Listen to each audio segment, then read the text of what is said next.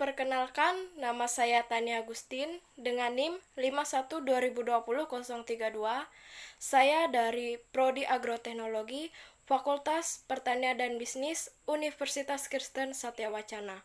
Nah, di sini saya akan menjelaskan sedikit tentang klasifikasi iklim, penggunaan data informasi iklim untuk bidang pertanian, perubahan iklim, dan adaptasi serta mitigasi iklim dalam bidang pertanian.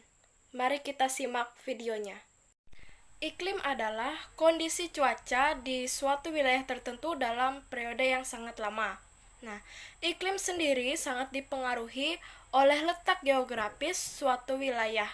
Hal ini dikarenakan letak geografis suatu wilayah mempengaruhi posisi relatif matahari, karena matahari yang sebagai sumber energi utama bagi kehidupan di bumi memiliki peranan yang sangat penting untuk kehidupan di bumi.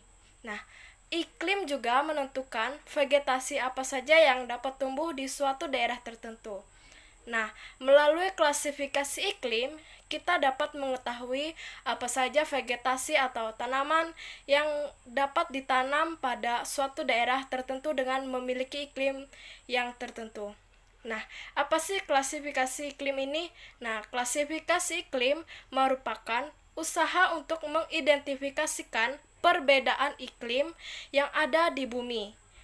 Nah, beberapa klasifikasi iklim yang digunakan di Indonesia khususnya adalah klasifikasi Oldeman dan Smith-Ferguson. Nah, yang pertama yaitu klasifikasi iklim Oldeman. Nah, klasifikasi iklim Oldeman merupakan klasifikasi iklim yang didasarkan pada curah hujan bulanan atau kebutuhan air tanaman pertanian, yaitu tanaman padi dan palawija. Klasifikasi iklim Oldeman ini berguna untuk penentuan permulaan masa tanam, penentuan pola tanam, dan penentuan intensitas penanaman di suatu daerah tertentu. Nah, kriteria dalam klasifikasi iklim Oldeman ini didasarkan pada perhitungan bulan basah dan bulan kering yang ada di Indonesia dengan batasan memperhatikan peluang hujan, hujan efektif, dan kebutuhan air tanaman. Jadi, kriteria klasifikasi bulan basah menurut klasifikasi iklim Oldeman yaitu bulan basah merupakan bulan dengan rata-rata curah hujan lebih dari 200 mm. Lalu yang kedua, bulan lembap yaitu merupakan bulan dengan rata-rata curah hujan 100 sampai 200 mm. Lalu yang ketiga, bulan kering yaitu bulan dengan rata-rata curah hujan kurang dari 100 mm. Nah, dalam klasifikasi iklim Oldeman ini menggunakan ketentuan panjang periode bulan basah dan bulan kering secara berturut-turut, yang kemudian dikelompokkan menjadi beberapa tipe, yaitu yang pertama, tipe A. Jika lebih dari 9 bulan basah berturut-turut. Lalu yang kedua, tipe B, jika 7 sampai 9 bulan basah berturut-turut. Yang ketiga, tipe C, yaitu 5 sampai 6 bulan basah berturut-turut. Yang keempat, tipe D, yaitu jika 3 sampai 4 bulan basah berturut-turut. Dan yang kelima, tipe E, merupakan jika bulan basah kurang dari 3 bulan basah berturut-turut. Nah, sementara itu untuk subtipenya dibagi menjadi 4, yaitu yang pertama tipe 1, yaitu bulan kering berjumlah kurang atau sama dengan 1. Lalu tipe yang kedua, bulan kering terjadi 2 kali sampai 3 kali. Lalu yang ketiga, tipe 3, yaitu bulan kering terjadi selama 4 sampai 6 kali. Dan yang terakhir, tipe 4, bulan kering lebih dari 6 bulan. Nah, berdasarkan kriteria tadi, dapat dibuat klasifikasi tipe iklim Oldeman untuk suatu daerah tertentu.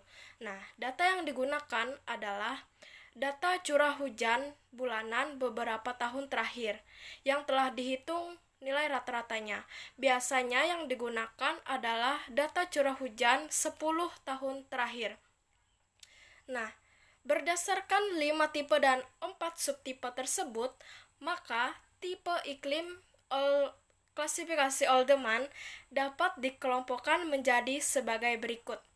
Nah, yang pertama yaitu tipe A1 dan A2.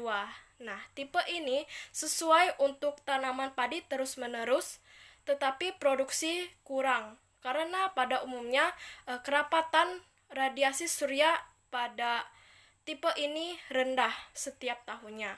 Nah, lalu yang kedua tipe B1 sesuai untuk padi terus-menerus dengan perencanaan awal musim tanam yang baik. Nah, produksi ini tinggi bila panen pada musim kemarau. Nah, lalu yang ketiga, tipe B2 yaitu dapat menanam padi 2 kali selama setahun. Nah, dengan varietas umur pendek dan musim kering yang pendek. Cukup untuk tanaman palawija. Nah, yang keempat, tipe C1. Nah, tanaman padi di tipe ini dapat hidup sekali dan palawija dapat 2 kali dalam setahun. Nah, lalu yang kelima yaitu tipe C2, C3, dan C4. Nah, pada tipe ini hanya setahun hanya dapat 1 kali penanaman padi dan palawija. Yang kedua, harus hati-hati agar jangan jatuh pada musim bulan kering. Nah, lalu yang keenam, tipe D1. Pada tipe ini, tanaman padi umur pendek hanya bisa 1 kali penanaman. Nah, biasanya produksi tinggi karena kerapatan radiasi matahari tinggi dan waktu tanam palawija cukup. Nah, lalu yang ketujuh, tipe D2, D3, dan D4. Nah, di tipe ini hanya memungkinkan 1 kali penanaman padi atau 1 kali penanaman palawija dalam setahun. Nah, ini tergantung ada atau tidaknya persediaan air irigasi. Nah, lalu yang terakhir, yang ke-8, ini tipe E. Nah, daerah ini umumnya terlalu kering. Nah, mungkin hanya dapat 1 kali penanaman palawija. Itu pun jika ada hujan. Lalu yang kedua, klasifikasi iklim menurut Smith-Ferguson. Nah, klasifikasi iklim Smith-Ferguson sama dengan klasifikasi Oldeman, yaitu didasarkan pada bulan basah dan bulan kering. Nah, klasifikasi Smith-Ferguson ini di Indonesia sering digunakan untuk bidang kehutanan dan perkebunan. Nah, klasifikasi iklim Smith-Ferguson ini juga menggunakan data curah hujan sebagai data penunjangnya, sama seperti klasifikasi Oldeman. Nah, klasifikasi iklim Smith-Ferguson juga menggunakan data curah hujan bulanan, yaitu bulan basah dan bulan kering. Hanya saja ada yang membedakannya, yaitu dalam klasifikasi Smith-Ferguson, bulan basah yaitu dengan curah hujan lebih dari 100 mm. Lalu sedangkan untuk bulan lembab, curah hujannya yaitu 6 sampai 100 mm. Lalu untuk bulan kering, curah hujannya kurang dari 60 mm. Sistem klasifikasi penggolongan iklim menurut Smith-Ferguson ini menggunakan sistem huruf atas nilai Q, yaitu persentase perbandingan nilai rata-rata jumlah bulan basah dan nilai rata-rata jumlah bulan kering. Nah, untuk menentukan nilai Q, yaitu jumlah rata-rata bulan kering dibagi dengan jumlah rata-rata bulan basah lalu dikalikan 100%, seperti pada rumus berikut. Nah, klasifikasi iklim menurut Smith-Ferguson ditentukan dari nilai Q tadi yang dikelompokkan menjadi 8 tipe iklim, yaitu yang pertama, tipe iklim A dengan nilai Q kurang dari 14,3 dengan keadaan iklim dan vegetasinya adalah daerah sangat basah dan hutan hujan tropika. Lalu yang kedua, tipe iklim B dengan nilai Q 14,3 sampai 33,3. Vegetasinya adalah daerah basah hutan hujan tropika. Lalu yang ketiga, tipe C yaitu dengan nilai Q 3,3 sampai 60. Nah, klasifikasi iklimnya yaitu daerah agak basah, hutan rimba, daun gugur pada musim kemarau. Lalu yang keempat, tipe D dengan nilai Q 60 sampai 100. Vegetasinya adalah daerah sedang atau hutan musim. Nah, lalu yang kelima yaitu tipe E dengan nilai Q 100 sampai 167. Nah, vegetasi daerahnya agak kering, hutan sabana. Nah, lalu yang keenam yaitu tipe F dengan nilai Q 167 sampai 300. Nah, vegetasinya adalah daerah kering hutan sabana. Lalu yang ketujuh, tipe G dengan nilai 300 sampai 700 dengan daerah sangat kering dan padang ilalang. Lalu yang terakhir, yang kedelapan yaitu tipe H dengan nilai Q lebih dari 700.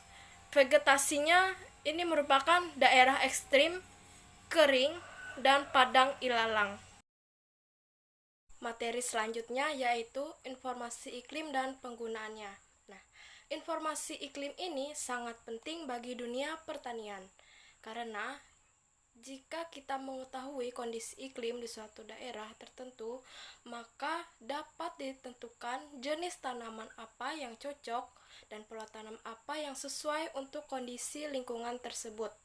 Nah, informasi data iklim ini dapat kita peroleh dari Badan Meteorologi, Klimatologi, dan Geofisika atau sering disebut BMKG.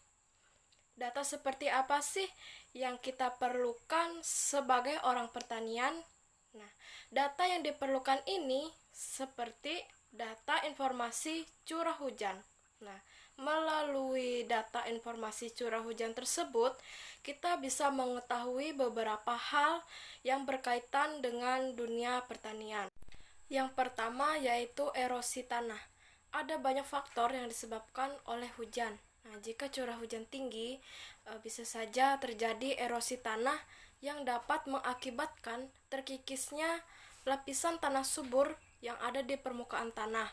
Nah, selain itu, jika terjadi longsor dan mengenai daerah perairan atau sungai, maka sungai atau daerah perairan tersebut akan mengalami pendangkalan. Nah, melalui data informasi curah hujan, kita dapat menganalisis bahaya erosi tanah atau jumlah tanah hilang maksimum dalam ton per hektar per tahun. Nah, salah satu metode untuk memprediksi laju erosi pada permukaan tanah adalah Universal Soil Loss Equation atau sering disebut USLE yang dikembangkan oleh Smith dan Weizsäcker tahun 1978. Nah, adapun rumusnya yaitu A sama dengan R dikali K dikali LS dikali C dikali P, di mana A merupakan jumlah tanah hilang maksimum dalam ton per hektar per tahun, R faktor erositivitas hujan, K faktor erodibilitas tanah, LS merupakan faktor panjang dan kemiringan lereng, C faktor indeks pengelolaan tanaman, dan P faktor indeks konversi tanah.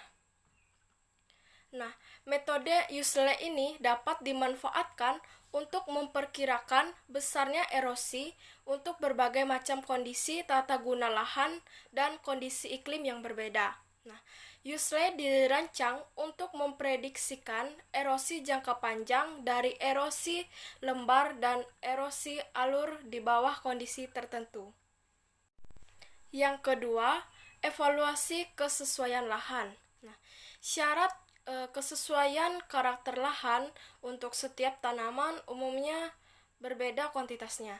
Namun, hal yang harus diperhatikan dalam kesesuaian lahan antara lain adalah suhu, intensitas hujan, drainase, tekstur tanah, kedalaman efektif, KYK, pH, kandungan organik yang ada di dalam tanah, kemiringan, ketinggian, dan erosi. Nah, tujuan evaluasi lahan ini yaitu untuk memprediksikan segala konsekuensi yang mungkin akan terjadi di dalam penggunaan lahan pertanian kita.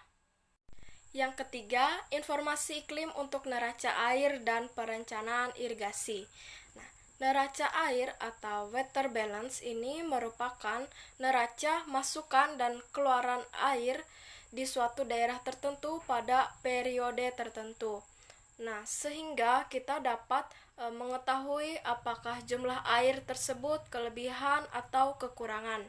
Nah, untuk menghitung neraca air sangat diperlukan data curah hujan dan data-data pendukung yang lain. Nah, data-data yang telah tersedia dapat dimanfaatkan seoptimal mungkin dan akan lebih mempertegas strategi dan alternatif penggunaan pola tanam dan jenis tanaman yang lebih tepat dan spesifik untuk lokasi penyusunan neraca air. Nah, dampaknya adalah dapat diperolehnya produksi tanaman yang baik dan harga yang menguntungkan. Nah, data yang digunakan dalam penghitungan neraca air ini antara lain yang pertama yaitu peluang curah hujan, yang kedua kadar air tanah, yang ketiga perubahan kadar air tanah, yang keempat kadar air tanah aktual, yang kelima kehilangan air potensial terakumulasi, dan yang keenam evapotranspirasi potensial. Nah, kegunaan untuk mengetahui kondisi air ada pada surplus atau defisit, nah dapat mengantisipasi bencana yang kemungkinan akan terjadi, serta dapat pula untuk mendayagunakan air sebaik-baiknya dan sebagai dasar pembuatan saluran drainase dan irigasi yang baik. Nah, hal ini terjadi jika analisis neraca air yang didapat banyak bulan-bulan yang surplus air. Nah, dari data informasi iklim ini sangat penting dan berguna untuk produksi pertanian yang efektif dan efisien. Itu gunanya seperti untuk pemilihan komoditas unggulan, pengelolaan air yang tepat dan cermat, pengelolaan tanah yang baik, dan pemilihan teknologi budidaya yang tepat guna. Setelah itu kita masuk ke materi selanjutnya, yaitu perubahan iklim. Nah, perubahan iklim adalah perubahan cuaca, suhu udara, dan curah hujan secara signifikan dalam kurun waktu yang lama. Nah, dalam kondisi normal, atmosfer mengandung gas rumah kaca atau bisa disebut greenhouse gas atau GHG. Nah, yang berisi gas metana, karbon dioksida, uap air, dan ozon yang berfungsi menyerap dan memantulkan radiasi matahari agar suhu di permukaan bumi dapat terkendali. Nah, perubahan iklim ini terjadi karena bertambahnya gas CO2 dan gas lainnya pada atmosfer, sehingga menyebabkan terjadinya gas rumah kaca atau pemanasan global. Nah, gas rumah kaca ini dapat terjadi karena aktivitas manusia di bumi seperti yang pertama yaitu penggunaan bahan bakar fosil. Contohnya pada industri seperti asap pabrik yang eh, sisa pemakaian gas bahan bakar fosilnya dikeluarkan melalui cerobong asap yang besar sehingga membuat polusi udara. Lalu transportasi yaitu kendaraan yang sering kita pakai. Nah, selanjutnya pertanian. Nah, dunia pertanian juga menyumbang eh, sebagian gas yang dapat menyebabkan gas rumah kaca. Ini seperti penggunaan eh, teknologi traktor untuk pengolahan lahan yang besar. Lalu ada kegiatan rumah tangga seperti penggunaan lemari pendingin, obat nyamuk semprot, pendingin ruangan, dan lain sebagainya. Nah, yang kedua yaitu penebangan hutan yang tidak terkendali.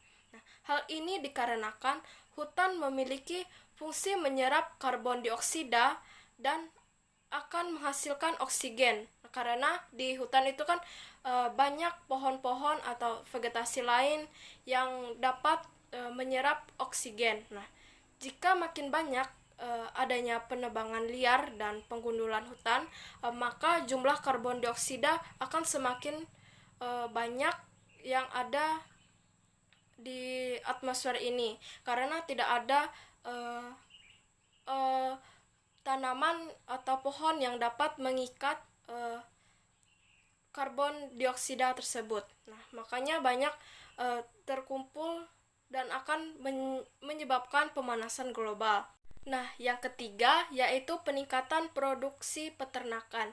Nah, kenapa sih peternakan bisa menyumbang gas rumah kaca? Nah, hal ini dikarenakan kotoran hewan, misalnya kotoran sapi, ini mengandung gas metana. Nah, gas metana ini dapat uh, meningkatkan jumlah konsentrasi uh, gas rumah kaca yang ada di atmosfer. Nah, lalu yang keempat itu sampah organik. Nah, sampah organik ini dapat uh, mengalami perubahan dekomposisi aerobik. Nah, sehingga menimbulkan bau busuk dan melepaskan gas metana ke atmosfer. Nah, dari aktivitas-aktivitas tadi dapat menyebabkan perubahan iklim yang bisa kita rasakan seperti peningkatan suhu lingkungan. Nah, itu dimana sekarang ini kita merasakan bahwa suhu semakin lama itu semakin panas. Nah, hal ini merupakan suatu dampak dari perubahan iklim. Nah, lalu selain itu perubahan perubahan cuaca juga merupakan salah satu dampak yang kita rasakan, yaitu perubahan intensitas dan distribusi curah hujan. Nah, hal ini juga sering terjadi sekarang, di mana yang dulunya musim hujan terjadi di akhir tahun, biasanya di bulan-bulan September sampai Desember, namun sekarang bisa menjadi sulit diprediksi. Bisa saja musim hujan terjadi di pertengahan tahun atau di uh, bulan Agustus, bulan Juli. Nah, selain itu, curah hujan juga tidak menentu besarnya. Nah, pada pertanian sendiri, perubahan iklim ini berinteraksi dua arah, yaitu saling berkaitan, di mana perubahan iklim dapat mempengaruhi kegiatan pertanian. Misalnya, jika hujan tidak dapat diprediksi, maka akan membuat produktivitas tanaman akan berkurang dan petani akan mengalami gagal panen. Lalu kegiatan pertanian juga menyumbang gas rumah kaca seperti yang dijelaskan tadi, penggunaan traktor misalnya, dan penggunaan pestisida juga kotoran hasil peternakan dapat menyumbang gas emisi yang bisa menambah jumlah konsentrasi gas rumah kaca di atmosfer. Lalu bagaimana cara kita menyikapi perubahan iklim tersebut? Nah, cara kita menyikapi perubahan iklim, kita dapat melakukan adaptasi dan mitigasi perubahan iklim. Nah, apa sih adaptasi iklim ini?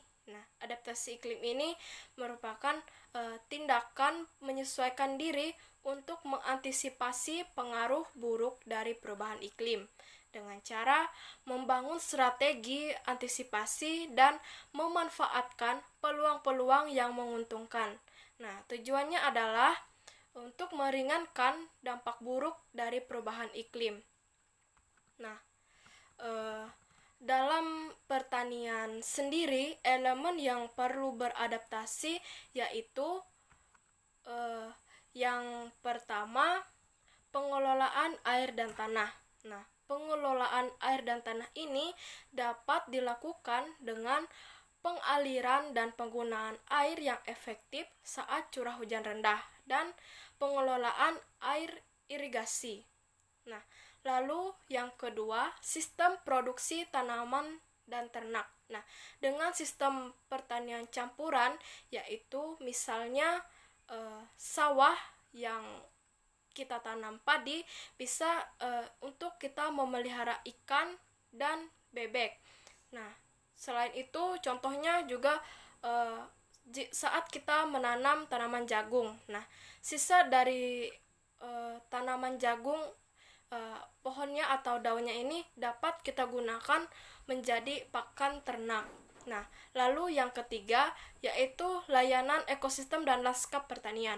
Nah, ini dapat kita tanam tanaman penaung dan yang tanaman penaung penutup tanah dan tanaman pertanian yang dapat menaungi tanah, yaitu agar tanaman yang komoditas yang kita tanam tidak mengalami peningkatan suhu dari lingkungan yang mengalami perubahan iklim. Lalu yang keempat, kualitas keamanan pangan. Nah, ini kita dapat lakukan dengan cara melakukan pemupukan dan penyemprotan pestisida hanya pada tanaman yang memerlukan pemupukan dan penyemprotan. Nah, lalu yang kelima yaitu struktur lahan, yaitu dapat digunakan pola tanam yang sesuai dengan iklim dan letak geografis lahan di mana kita akan melakukan penanaman komoditas tersebut. Lalu mitigasi perubahan iklim. Nah, mitigasi perubahan iklim ini merupakan usaha untuk mengurangi resiko terhadap peningkatan emisi gas rumah kaca. Nah, pada pertanian sendiri kita dapat melakukan hal-hal berikut ini. Nah, yang pertama yaitu penggunaan varietas padi yang rendah gas metana. Nah, yang kedua, pengelolaan irigasi sawah. Yang ketiga, optimasi lahan tanpa bakar. Nah, di mana jika kita membakar lahan untuk membuka suatu lahan pertanian, maka akan dapat menyumbang gas karbon dioksida yang dapat tertahan di atmosfer. Nah, lalu yang keempat, pengembangan perkebunan di lahan non-hutan. Nah, dari hasil perkebunan tadi, misalnya perkebunan kelapa sawit, perkebunan karet, atau perkebunan kakao, nah, itu dapat menyerap karbon dioksida yang ada pada atmosfer, sehingga dapat mengurangi konsentrasi gas rumah kaca. Lalu yang kelima, yaitu penggunaan pemupukan. Nah, hal ini dapat kita lakukan dengan menggunakan pupuk organik. Lalu, penggunaan pupuk urea yang dapat menekan emisi gas metana dan melakukan kombinasi antara pupuk organik dan pupuk anorganik. Nah, sekian yang dapat saya sampaikan, kurang lebihnya mohon maaf dan terima kasih.